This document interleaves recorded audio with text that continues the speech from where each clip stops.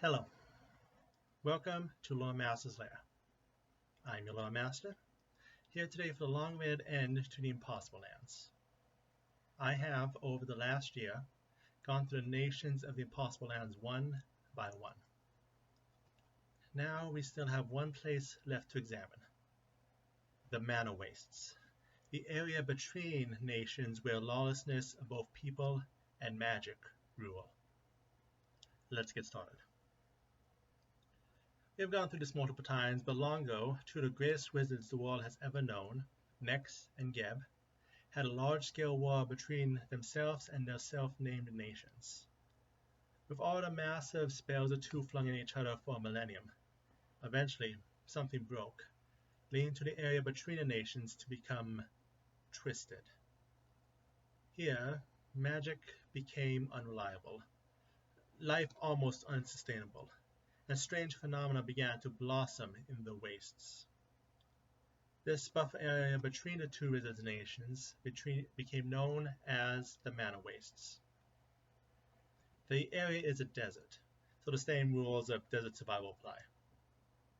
However, the largest danger is what gives the area its fame, the warping of magic. Here, magic does not work like it should, if it worked at all. All successful casters of magic cause a chain reaction and will likely cause the environment around the caster to have some magic surge through it. However, some have purposely tried to get the environment on their side, creating what is known as condensed mana, to be able to activate a surge at any time and even outside the wastes. Similarly, a material only found in the wastes, a mineral known as Adite, is an excellent power source, but has a drawback of being extremely toxic. When it comes to the Mana Waste, there are three ancestries which are more populous than the others: the Uruxi, the Hill Giants, and the Gnolls, or Kolo as they are now known in Pathfinder. Hill Giant and Gnolls in the area mostly serve as raiders, but being some of the toughest creatures and able to survive in the wastes. They tend to congregate around Alkastar and work to gain access to guns. Uruxi lived here before the war between Nex and Geb, and now work to rebuild even as the area seems to want to force all life out. Collie Kings also frequent the area, working to repair the area in penance for their part in the war, having one-sided with Nex. In much smaller numbers, local goblin tribes tried to reverse engineer firearms, and Maftets in the area worked to get mutations as a sign of adulthood. The wastes are light on population and so light on religion. The presence of magic users on both sides, as well as the unusual magic inside, does attract worshippers of Nethys. The presence of Alkenstar I was about to say center, but it's off far to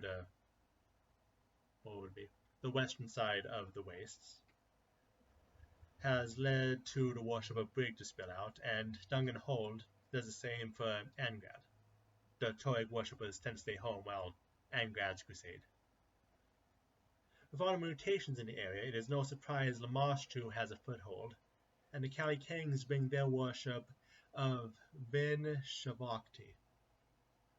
Finally, the presence of dangerous technology has made this a place where the worship of the demonic harbinger Chixion is strongest. There are a few formal organizations in place. As mentioned, we have the Cinder Snot Goblins and the Maftetsu, which make up the wings of Alkham tribe. We also have the Collie Kings of the Sixfold Repentance. But as for the various groups of the Wastes, two worth mentioning are the Theurgis Commune and the Los Aterradores. The Los Aterradores are wizard gangs who wander the waste experimenting with dangerous powers and building influence to reach various goals, most likely nefarious. In turn, the Theologists commune are groups of researchers who more responsibly study the manor's waste. The main hermitage of the Theologists commune is the Gist Moon.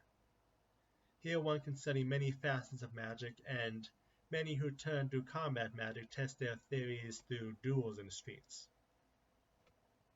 Ginta is the capital of the Uruksi in the area, the waste too damaged to allow for their old nomadic lifestyle. Now, Ginta serves as the largest trade hub in the desert.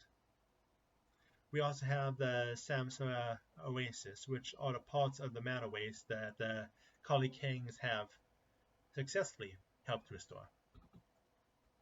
Though the greatest location of note is the spell-scarred desert itself, the desert which takes up most of the manor wastes, and stops miles before reaching Alcastar, with Cloud Reaver Keep built on the border. This is the area which was right between Nex and Geb, and so was the area that received the brunt of the damage. The area closest to Alcastar is home to various natural landmarks, as well as the Corpse Walk, a major road to Geb, but the two landmarks which stand out the most in the west are the Fireball Mesa, which is a burnt-appearing landmark whose base is safe from mana storms, and the Dinosaur Uplands, steep hills which are home to dinosaur bones. Near the center part of the desert is where the densest of landmarks is found. South of the Gritty River, which is the main water source of the Spell-Scarred Desert, one finds the baffled lowlands, a mysterious patch of yellow which disorientates those who walk into it. The Stargazer Tower, a mysterious pillar which seems connected to astrology, is not far from the baffled lowlands. North of the river is the Follies Road, a major road to Nex, which ends at Ancred's estate, a large mansion built by a rich Nexian noble, which has now been taken over by bandits. We also have the Burntstone Mesa, a landmark controlled by Harpies, and Desperation Ario, an area which appears to be water but is actually a crater of blue stone one cannot get out of after trying to reach the area. As we continue traveling east, we come to the Screaming Fields. Here is the only true sandy part of the desert, and also home to giant insects.